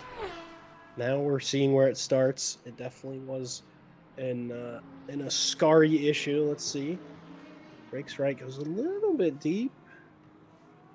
Oh, he actually gets it. Yeah, he gets out of the shape. He gets stuck in that sort of gully curb that's on the inside there, and keeps it going for a little while. Goes into the box, maybe sees how long that pin is, and decides he is better off ending it for the day. As we are on board.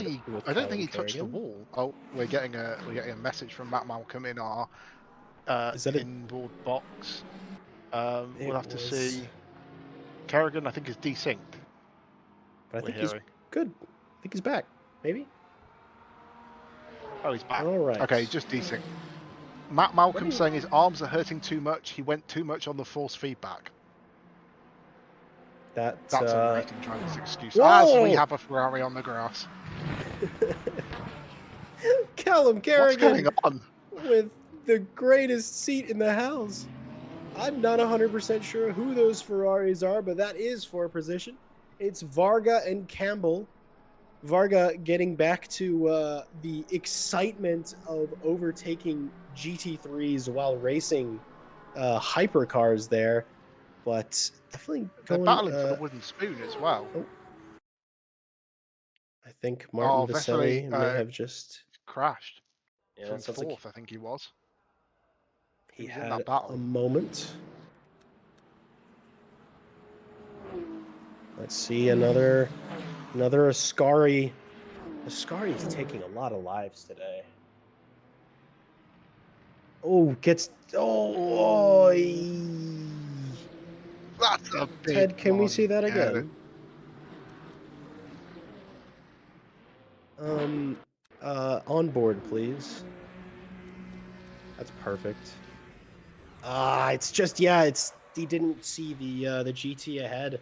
I was just curious where that overlap happened, and well, he got on the grass, didn't he, on the inside? Well, so, yes, but Vesely was going to take it over. GT on the outside. Yeah. I don't. He thought the other Ferrari Curtin was going to leave him the space on the inside, and just misjudged it because he didn't know the GT was there on the outside. So Vesely obviously had to come across.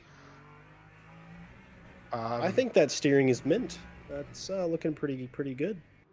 That's what I like to call a Ginetta alignment. Oi! That's some of the worst I've ever seen steering on a racing car. That is so crabbed. Oh, wow. Yeah, he just stopped it. He was gonna hit somebody there, wasn't he, on the way back in? That was not controllable. That was extremely unlucky. We've lost 7 cars so far. That is a pretty solid attrition rate. I mean, Monza asks a surprising amount given the sort of not the most complex circuit, certainly not the most difficult, but it does still ask for a lot of. Now we're seeing more the big gainers of the thing. See, up 12 from Lai still. He's managed to gain another position. I think that's no, that's not over Yenyo. Yenyo still has yet to box, carrying that fuel till the absolute maximum. And in Rafael Hula has actually cleared Oliver there because or sorry, Olivier. That's our Frenchman there. But yeah, Olivier was running in second place for quite a while, but Benoit does appear to have dropped back into the shark's den. He's got Carlos Cladsud and Christopher Strapen, who are going to be racing each other to the absolute limit.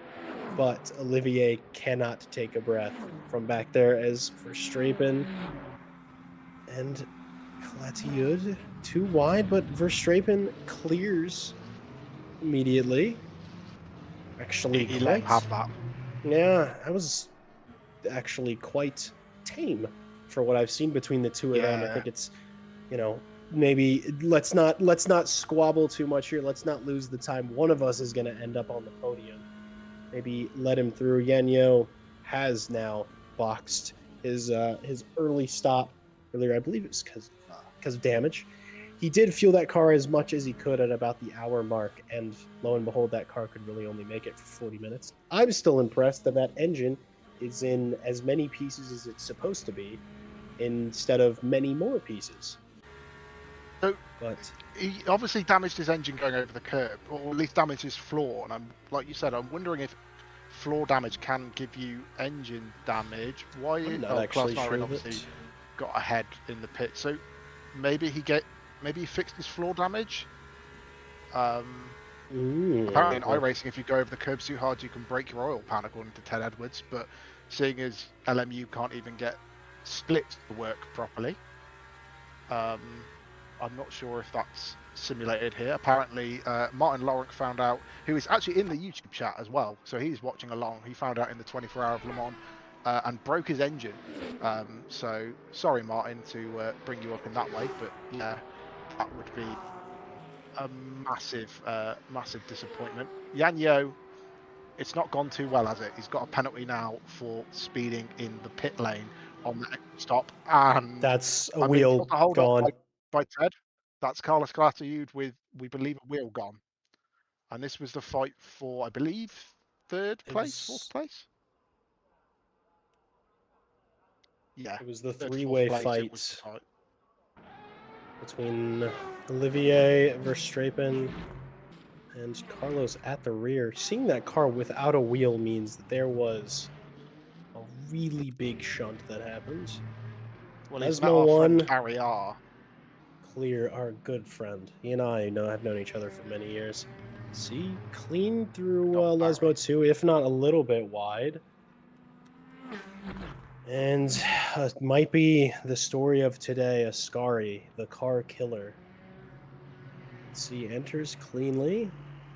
Doesn't take. Oh! Huge shunt. Huge bump over that inside curb. That's a new one. Usually it's the one on the exit, and his wheel just exited stage left just a bit. So yeah, it goes over, cuts it too much, and Yeah, and he also left a little it's the bit of same right. on. It's the Yeah, he same on the left. exit. It's those little like sausages that sort of Mm, stick up in the middle that aren't massively a problem in real life. I remember I recently watched, I think it was a James Baldwin video about when he raced in Monza, and you can really cut the inside like quite aggressively if you have the right setup on the car in real life. So that's a Mercedes doing a donut. That is not the line, but he's managed to get it going. Martin Mianic. Mianic? Yeah, we'll go for Mianic. He's obviously started down near the tail end of the field. He's currently in 25th. We'll have to have a slight pause as we see if the replay tool can pick up what happened to him down at turn 1. But I'm assuming maybe a bit of hypercar involvement. Is he going to dive it down the inside, the Porsche? Yeah, Porsche goes down the inside. That's Hugo Müller. There's a bit of a lockup, and ooh. yeah, they both just tried to occupy the same bit of tarmac, and then it's just done a bit of a weird bounce off. It's a strange thing to see, just the cars just bouncing off each other like that. I think in real life they would sort of both sort of tank that hit and just bump doors effectively, but obviously the physics just deciding that that was going to result in the spin for the Mercedes. But yeah, still got it going again. I don't think there's massive wheel damage by the looks of things, as we see Stefano Liai. I think that's chasing down Wilkinson, isn't it, in the Valkyrie up ahead? He's gained 12 spots. So yeah, so he did gain an extra place when Yo pitted for his fuel stop that he needed, his extra fuel stop, as he's chasing down Reese Wilkinson in the Aston Martin. It is so Reese running a good race. He's up 6 places. Lai up 12. Mars up 6. Van der Vecken struggling down 5. As we see Ryan Gill getting friendly with the back of that pug of Van Driesch there, up 4 places. Gill trying to sort of demote him down, get himself up a place. As we see, he gets a good run on the straight, bit of side draft into Parabolica, forces the Peugeot to go narrow on the entry, so it means he's probably going to get a bit of a better mid-corner and exit. You see Gill just taking a bit of a wider line mid-apex there, and he's tucked firmly in the slipstream. They are going to have to, we've both dealt with the GT3 traffic of that Corvette in the place, and they're going to be side by side into turn 1, Jack. Yeah, we'll see who can get later on the brakes. I mean, the Peugeot on the inside of Zino Van Driesche definitely having the edge there through turn 1, but Ryan Gill in the Valkyrie looking fighty, looking quick. I mean, he was a bit off his ideal qualifying pace. He had a spin earlier in the race, but to see him up here getting ready to fight back for 4th place is mighty impressive. The Valkyrie this season, it's honestly showing some really impressive pace. I mean, Monza is a circuit where it ought to feel reasonably at home. It's known for straight line speed above really all else. But Zeno in front, it's a little bit of slide on exit. Maybe a bit too much tire drag, but Ryan Gill close on the back. Is he going to do it here? I think I actually saw Billy Octane in the rear view mirror, maybe being a bit of a rear gunner from a lap down. He tries to go get a little bit of that overlap, but Cena Van Triest, that pug seeming just a bit better on the brakes. Gill losing He's putting his car in the time. right places, isn't he, Van Driesche, as well? So Absolutely. he knows how to defend. He probably knows he's not going to get up to the back of Olivier Curtin in the Ferrari. So this is his battle now for the last 13, 14 minutes of the race. So might as well just see how long he can hold Gill behind. But he's going to get a run here coming down the straight as Gill. He's got enough sort of distance to allow him to gain the overspeed. Obviously, if you come out right behind at the exit of Parabolica, it's sort of an ugly, as we see Raphael Huell there, sort of getting in the way of Gill's progress. But it's if you come out right behind coming out of Parabolica, you haven't got enough distance. You sort of catch up in too short of a distance to get the overspeed. You want a bit of a gap exiting to give yourself the best possible chance as we go on board in the Aston Martin. He's still not gaining as much in a straight line as you'd expect. Starts to sort of get a little bit on the top end, but then has to smash on the brakes for the second chicane. We've got the Mercedes coming up, so we'll have to see if that gets a bit spicy coming into Lesmo. I think the pug will get him, and yet so will Gill, but down the inside compromises his line. The Peugeot just seems to be struggling a little bit on the entry into these medium speed corners. Maybe just the tyres overheating a little bit potentially, but that's got Gill right on the back of him. Gill with the front left hard, I'm being told by Ted Edwards, whereas the Peugeot has mediums all round, so it might just be getting a little bit too hot after probably about 30 minutes of running. We're assuming these guys did change tyres in their spots. Gill hanging it around the outside of Ascari. That's not a place you commonly see it move, Jack. I know he had the overspeed done, but Van Driesche diving under braking, that Peugeot definitely getting the car slowed down quite a bit better than the Aston, which honestly anything slows down better than the Aston. Anything with a hybrid system, certainly that hybrid assisted braking. Van Driesche coming back again, showing that the brakes, he does win on the brakes, but if Gill got his exit sorted, he may be able to stay ahead of Van Driesche. Some more GT traffic, just to throw a bit more of a wrench into this race. Billy Octane closing in on them. Mind you, he is a lap down. Van Driesche getting forced to break offline by that BMW there. Definitely going to have lost a bit of time mid-corner, but honestly, not as much as you might expect. Definitely getting through cleanly, getting that thing slowed down. it's all up to Gil now to open that gap, and he's doing fairly well. Definitely, we'll see in this braking zone. No, Yeah, the is Peugeot that slows down Ferrari so much better. I think, Callum, you just went a little is that a bit robot Ferrari there, buddy. on a Peugeot? Oh, You know, I don't know. It's the one you like, and I agree with you. I actually like it quite well. It's definitely a striking color. Shows off I mean, the it looks. uniqueness Am of the I, shape of that Peugeot. We're losing you, Callum. Sorry, am I you're still getting a here? little bit. Well, ish. You're here. You're here. Ish. Can't really quite understand you. So maybe give it a minute. Maybe blow on the cartridge. Reinsert it. Like in the N64 days. But Gil not really having the overspeed. I mean, these two are pretty evenly matched on this straight, though. Let's see, Van Driesche so much closer in that braking zone. There is a Kevin Boss on the exit, doing well to stay out of the way. But Gil carrying on for another lap. I don't think Van Driesche is going to be close enough to dive this lap. We'll see if Gil decides to go defensive. He doesn't quite. He holds his line, knowing that there's not enough room.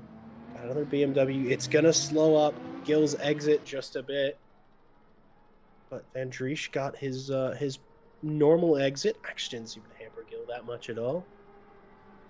Callum, are you back? Or are we gonna try things out here? Perhaps not this second. We'll be back to you with more Callum Kirwan news on whether he's dead or alive. He's alive. That's the spoiler. But Martin Mayer's the sole Toyota. I've become quite fond with the Toyota of the past couple of days. I think that has everything to do with that I will be doing a 6 hours of Fuji in that car tomorrow. You gotta like the car you're driving at the very least. Oh, I'm back. My stream is just frozen. Hopefully we're still good. Oh, we're back. Just a brief blip. We are good to go. But I'm back as well. I think you are as well. You sound good. Welcome back. We thought you died. We didn't think that. That's a lie. Sorry, internet was doing internet. I've got a bit of a storm and I'm internet just somehow suddenly decides it doesn't want to work. I think we're losing you towards the end. I'm impressed that it held this well for this long. We're doing all right, but as we just saw, I believe that was Hugo Merrill overtaking Christoph Verstappen. Obviously, these two aren't on the same class, but Tom Schisten, the other of the two Mercedes that has been in quite a few spots of bother, having a moment with Hugo Merrill earlier. Merrill trying to stay out of his way. They're trying to give each other space. Turn one is actually, there's three Mercedes. I'm mistaken. I must be forgetting one. That's why I thought there was only two. They're in the same livery. I thought that was the same car. But Martin Meinrich, of course. Who could forget? And then Kevin Boss, who we truly they have could never different forget. coloured lights at the front. Jack. Oh, I'm sorry. I should have known. I think also one of them has the green fairings and one has the red. So I do think they are in. Maybe it is different enough, but at a short glance, obviously, it's hard to tell entirely. Yeah. Kevin Boss, a quiet race, but up 3 positions from where he started in P12. To be fair, as well, we've also lost 3 GT cars. Not all of them ahead of him. I think 2 of them may have been as more GTs, more hypercar traffic, just clearing these cars. Not too many issues in with traffic. I mean, multi-class is a beautiful thing in that it's ultimately fair to no one. Multi-class has no favorites. It giveth and it taketh away. Sometimes you catch a car in a bad spot. Sometimes you catch a car in a right spot. Sometimes it'll allow someone to overtake you, and sometimes you can make a move off of them. But the traffic giveth and the traffic taketh away, as they say. Yes, of course. As Ted furiously tabbing through the cameras, hoping that we have a closing fight for us. But I think everyone's sort of where they are. clearing about. I mean, there's the Van Driesch and Gill fight, but I think Gill just shows that he has the legs a bit. Billy Octane in the background as a reminder. He is not on their lap. Octane actually at the bottom of the list of the hypercars. He had a very, very big spin at the very beginning of the race. There was an incident between him and Kanani. Kanani got a bit out of shape going up the inside. They both ended up spinning. Octane losing his rear wing and sort of allowing the car to spin into the pit lane in one of the sketchiest pit entries and sketchiest crossings of a racing circuit that I've ever seen. Uh, Something that I'm amazed didn't end up with further incidents. An impressive judgment of danger, and well done. But Rafael Huel, a solid, good, solid drive from them. But qualifying, I think it was P7, P8. Not the greatest qualifying mark, but up 7 positions, which would make his qualifying a P9. But just sort of quietly but efficiently storming up the field to a what is currently P1, or sorry, P2. 5 minutes to go. Things have definitely calmed down a bit, and now's the time where I ask you, Callum, who's your driver of the day in the hypercar field, and who's your driver of the day in the GT field? I mean, going GT wise, Rafael Huel to come up from P9. Obviously, this grid is quite a stacked grid, especially in the GTs of quite a lot of the quick guys that we have here at RCI. So I think sort of to make that much time up and stay out of trouble for that long, definitely sort of deserves a massive mention. Like I said, 7 places so far. Hypercar. Can we switch to hypercar? Please. We're losing you again, buddy. Make it based off that. We're losing you again, Ted. I think he would like the hypercars. There we go. Go on. Pick your poison between the two. Lots of good racing, lots of incredibly good drivers, but I see certainly one that stands out. Oh, it is fixed. It is slightly fixed. I mean, Liai obviously up 12 positions just by staying out of trouble is a massive gain. I don't know if it's Magic's still cutting in and out. Nope, we got you. You're here. Okay. Yeah, I think Liai obviously gaining massively, so that's a really impressive drive, as well as Nyren gaining in the pits as well. Yeah, I must say I'm impressed. I haven't seen the virtual energy in a little while, but I'm impressed that short filling and somehow doing the greatest. I mean, he does have 8%, 7%, but there are only maybe 2 laps, depending on where he is on circuits. That would be 2 laps, as he's just started one, but that should be enough for it all. And short filling and somehow managing to close 8, 9, 10 seconds in pit lane on the in lap and his pit stop as well over Hugo Merrill is extremely impressive. It's seeming that a lot of these cars actually maybe overfilled just a bit.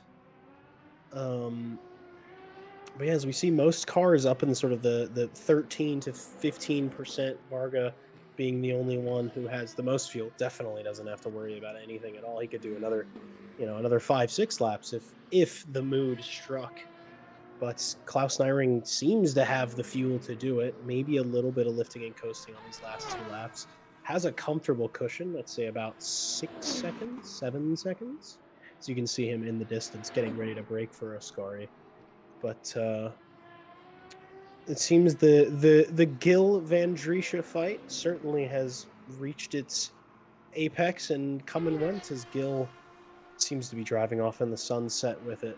But a strong showing from a lot of these drivers, a true mix-up of expectations based on where we were at qualifying, based on where we were an hour ago to where we are now.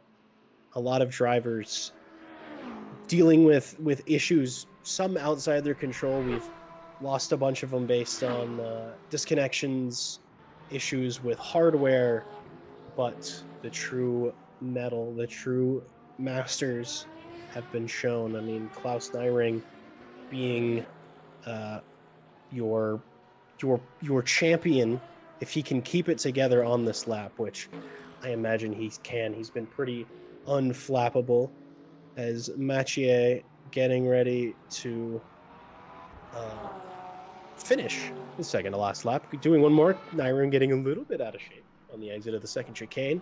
Going into the Lesmos, keeping it neat, keeping it tidy, running it wide, but not too wide. Got a couple more GT cars to finish.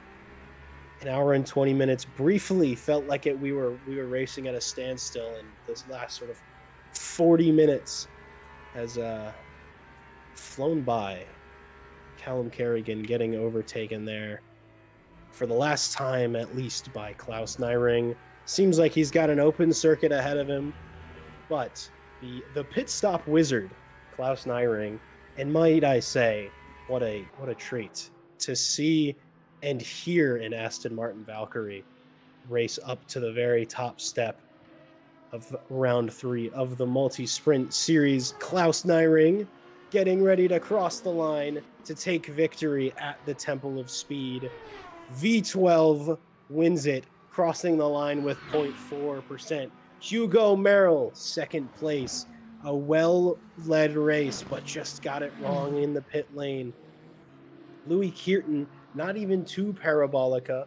Those two drivers showing the true pace of these cars. Louis Kearton running, using all of the road for the final time. Our final podium sitter, Louis Kearton in the Ferrari with the drift and the spin, followed by Ryan Gill, who's even further back. This field definitely spreading out to a an immense degree. You can see Van Driesch in the background, who didn't quite have the pace to keep it with Gill. And here it is, Mathieu Casper Cheek crossing the line. I'm so sorry for butchering your name, but this is your moment. Winner for the GT3 field, Raphael Huell. A great, great drive. One of the best we've seen of all day. Second place, a drive to be proud of. And Brenoit Olivier, a driver who got in a bit of an incident on lap 1, but didn't let that stop him from a really great performance, crossing the line at P3, almost getting in the way of that Ferrari there. But I mean, that's gonna do it for most all of the drivers. We've got Christopher Strapen crossing the line, managing to beat out Carlos Coletti. Coletti sort of clattering into the barrier, losing his wheel. James Cowley, P5, last across the line with some V10 roaring thunder. That's always welcome at the Temple of Speed. Callum, do we still have you? I think I'm still here. You I just have to think tell you're me if I still cut here out, Ted, too. while I'm talking. Wonderful, Yeah, wonderful. what a race! What a What a race race! indeed. Definitely delivered, especially the opening few laps, 3 wide into turn 1 was not on my bingo card, but it is Monza, so I guess it should have been. But yeah, the temps just really dictating the early parts of that race, and then sort of as the field spread out, then it was just about pace and pit stop strategy, really, Jack. And I think Ted is ready with our final results. He is indeed, as we see, Oh, Klaus Nyring, the as we know. the Um, gaps are it's something. It's something. We'll ignore them. But Klaus Nyring, as I Van der said, Weyken finished in a different year to the rest of the field, I think there. that might be a different. That might be a different century, as they're still sort of. But we're also missing that Stefano Lai finished. I don't know how many. That's 21 I'm zeros. 32 I'm zeros for searching Martin Maris. Anyways, I'm we'll searching not how far down he finished. we're spurring on, but Clout and Iring being our overall race winner, somehow managing to do the impossible in the pit lane and having the extra pace on hand for the final bit of racing. Hugo Merrill in P2, a solid, stunning performance from Hugo. He's a mighty quick car. Louis Kirton P3, good. A solid drive. Ryan Gill, our second place in the Aston split, as I like to call it. They seem to have their own pace sometimes, so I give them their own split. Fighting off Zeno Van Drisha, who finished in fifth place all the way to the end. Reese Wilkinson, P6. Milan van der Weyken in P7. Stefano Lai, a a bit of a showstopper performance as far as 12 position gained from start to finish there. A great drive. Martin Mares in P9, Iridius Partes in P10, Colin C. Campbell P11, Yanyo somehow managing to fixing almost a exploding engine. Very, very impressive work from him in P12. Peter Varga, P13, and Billy Octane rounding out our finishers. We did lose four different cars of Martin Vaselli, Matt Malcolm, Jack McDonough, and Usama Kanani. And Daniel Merchant, who we can't quite see, but we will never forget. On to I've done our. the maths on how many years behind he finished. By the way, Okay. that's 17. I'm gonna have to say it in numbers because I can't work it out quick enough in my head. 1769, 216, 122, 493.9 years behind, according to the LMU gaps. That is that's honestly perhaps older. That's more years than the sun might be alive. That's I think so. absolutely absurd.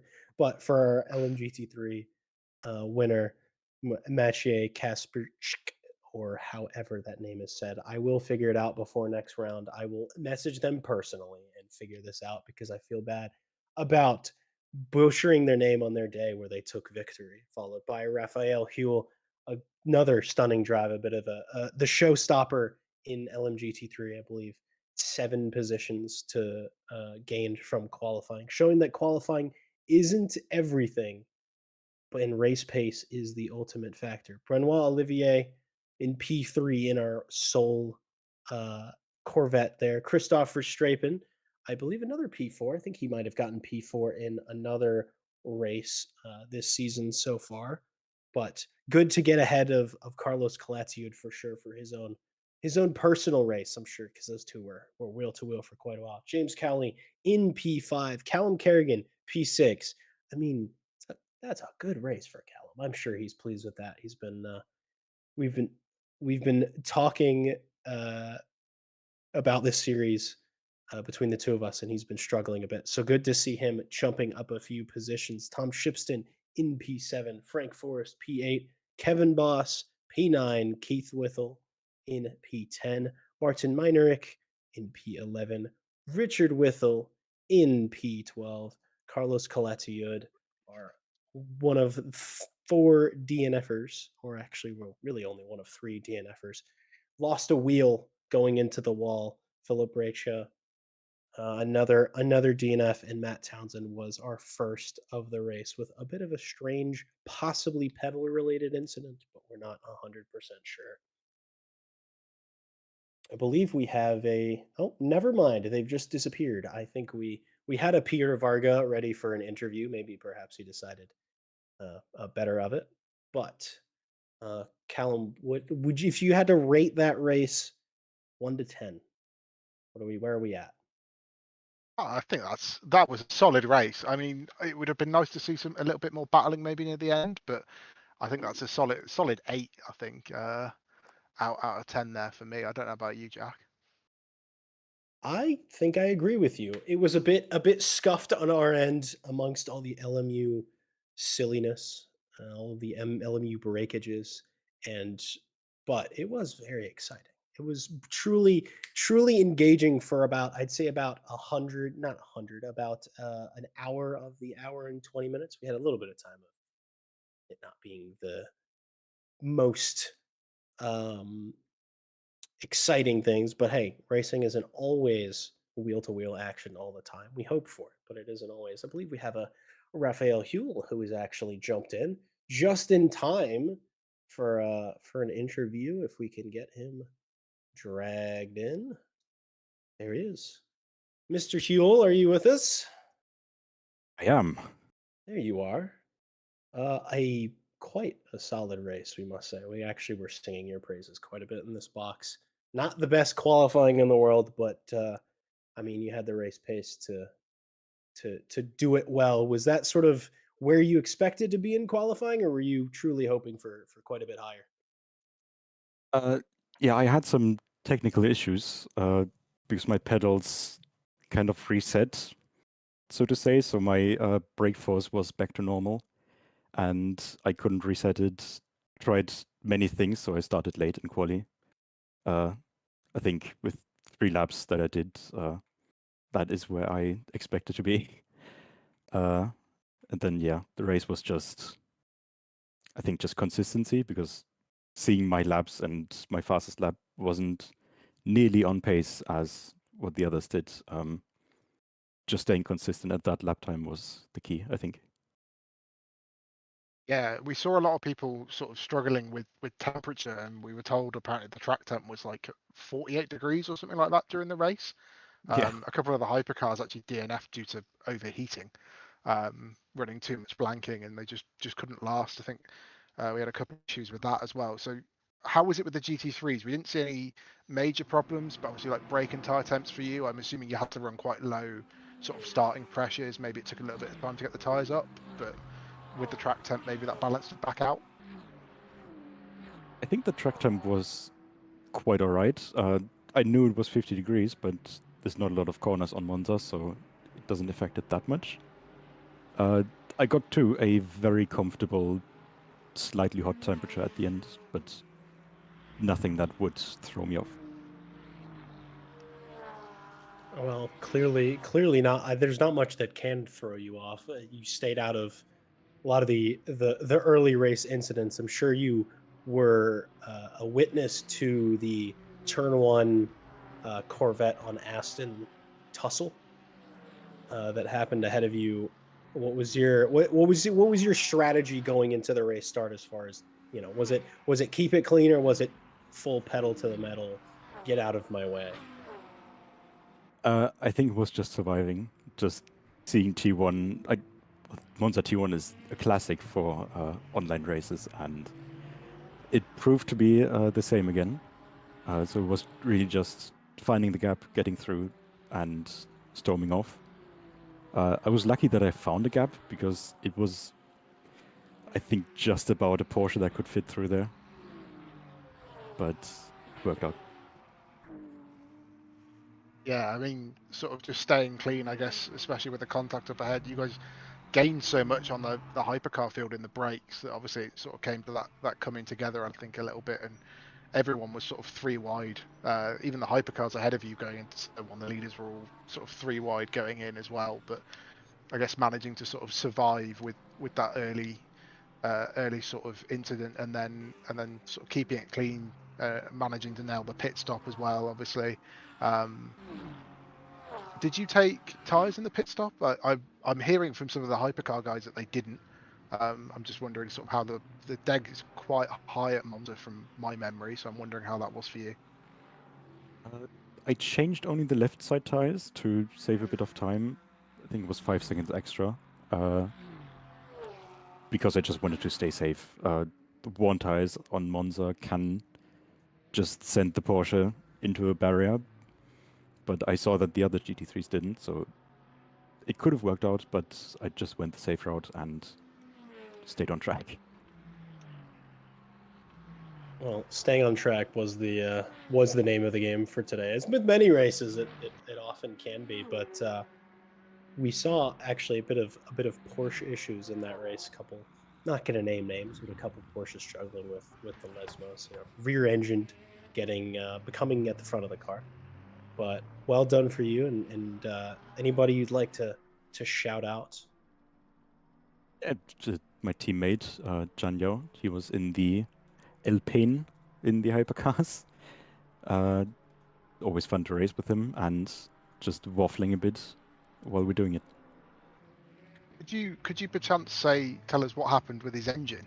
Because it Oh seemed on yeah, the live streamed that it was smoking after he hit a curb in Ascari, but then he pitted and it seemed to fix it. So did he say if he had any issue, or we saw a Peugeot retiring with engine actually overheating, that we got sort of confirmed that was like a temperature problem, but we never really heard what the fix was for him, or whether it was actually an issue or just a visual thing on our end. It was definitely not just a thing on your end. He was overheating a lot, and I think that's because he started with almost closed ducts in the setup. Forgot to change it, or just didn't notice. I don't know. And luckily, you can take them off in the pit stop. So It didn't quite. You can. I don't know. There's a grill option. Oh, It did good. something, Interesting. but the big fix for him was to just lift and coast, saving the engine there. Yeah, it seemed like pace for him sort of dropped off after that stop. I knew some level of management, but I also wasn't sure if you could actually fix that. But it's good to know that you can next time I almost blow up my engine. I know that there's maybe some hope because I saw Yanyo did it. But thanks, Raphael, for being here. Congrats again on the race, and I Thank look you. forward to seeing you hopefully next week. Yeah, hopefully. I don't know where it is yet, but we'll see. All right, thank you so much, Thank you. Callum. Any final thoughts? Any words of wisdom? Oh, wisdom I'm not sure about, but yeah, it was a great race, and nice to hear that those hypercar guys can actually do something about that overheating. It's a bit weird to think that Kanai didn't do that as well. Maybe he just simply didn't notice until it was sort of too late. Maybe got too engrossed in the battles he was having. But no, a fun race to jump in on. It's nice to have another crack at a Friday. But obviously, me and you will be back on Monday for the Audi Academy series. If you want to take part in that, then mid-season sign-ups are open. You can still, I think, sign on to the championship. So it'd be nice to see some more cars there. We've got 2 rounds in each car, so we're only 1 round in so far. So it'd be nice to see a good turnout in that series and go back to ACC. But no, from this race it was nice and exciting. Maybe died off a little bit towards the end, like we said, but no, quite action packed and not as many hypercar on GT3 deaths as I thought there'd be. I remember commentating Spa, I think last season, and there was quite a lot of hypercar based carnage on some poor innocent GT3s, but no, always fun to be back in the booth as well. And always lovely to have you, of course. But yeah, I think that's going to do it for round 3 of the multi-sprint series. A good, fun multi-class event. Maybe not as multi-classy as on some other circuits. By multi-classy, I obviously mean GTD on, or sorry, hypercar on GT3 murders and vice versa, and fights that involve different cars from different classes and all of that. But yeah, if you do want to get involved with what we do here, if you like what you see, please head over to racerci.com. We have info about current and upcoming events. As Callum alluded to, we do have the Audi Academy races on Mondays. Still plenty of room in there for that.